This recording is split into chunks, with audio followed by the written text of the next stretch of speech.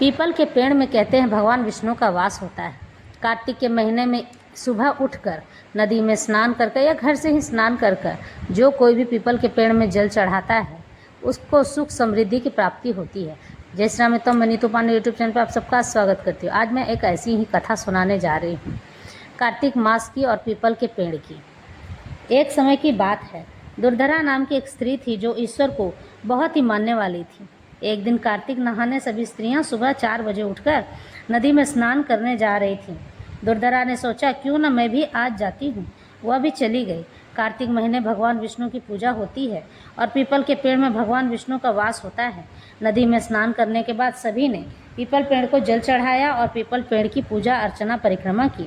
तभी एक औरत कहानी सुनाने लगी कि जो कोई भी कार्तिक के महीने में पीपल पेड़ की 1 मास तक सुबह नहाकर पूजा पाठ किया करेगा, उसके घर में सुख और समृद्धि दोनों आ जाएगी।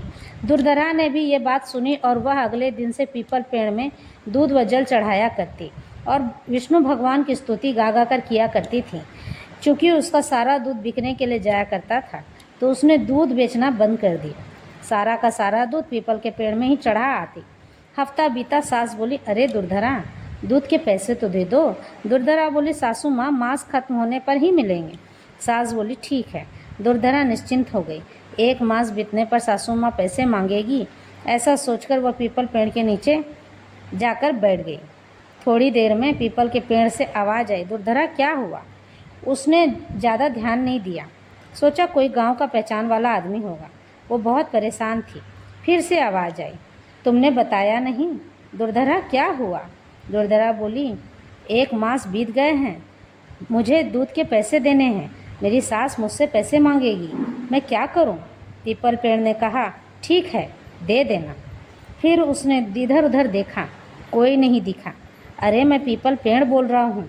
वास्तव में वो भगवान विष्णु की आवाज़ थी जो पीपल पेड़ के रूप में बात कर रहे थे।